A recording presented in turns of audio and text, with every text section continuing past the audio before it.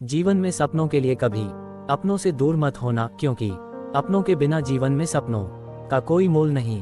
कदर कीजिए अपनों की, उन्हें कभी नज़रअंदाज मत कीजिए और न ही कभी उनके खिलाफ कहीं किसी बात को आसानी से मान लीजिए, क्योंकि वह आपके अपने हैं और वह आपसे इतना सा ही सम्मान चाहते हैं जितने अच्छे से आप दूसरों के बच्चों से, दूसरों के माँ बाप से बात करते हैं, उतने ही अच्छे से अगर अपनों से बात करने लगे तो घर में ही स्वर्ग उतर आए। एक औरत थी जो अंधी थी, जिसके कारण उसके बेटे को स्कूल में बच्चे चिढ़ाते थे कि अंधी का बेटा आ गया। हर बात पर उसे ये शब्द सुनने को मिलता था कि अंधी का बेटा इसलिए वो अपनी माँ से चिढ़ता था।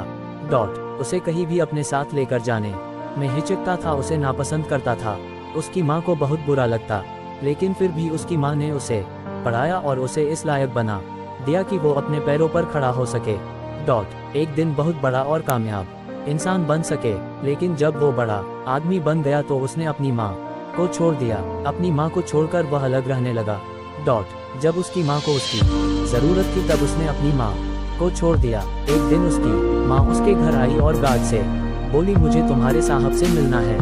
गार्ड अंदर गया और अपने मालिक से बोला कि कोई बूढ़ी औरत आपसे मिलना चाहती है। तो मालिक ने कहा कि बोल दो, मैं अभी घर पर नहीं हूँ। गार्ड बाहर आया और बुढ़िया से बोला कि वो अभी घर पर नहीं है। उसकी माँ को बहुत दुख हुआ कि मेरा बेटा आज भी मुझसे उतनी ही नफरत करता है कि मुझसे मिलना भी नहीं चाहता।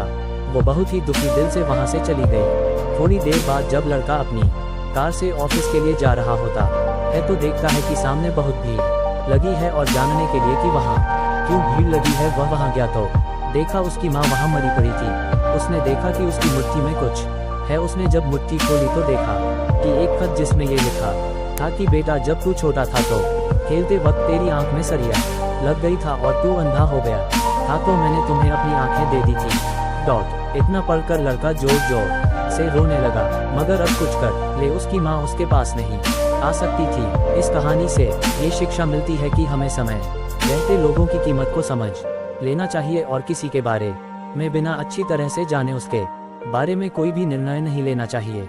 कद्र करनी है तो जीते जी करें, मरने के बाद तो पराये भी रो देते हैं। वक्त निकाल कर बातें कर लिया कीजिए अपनों से, अगर अपने ही नहीं रहेंगे तो वक्त का क्या करोगे।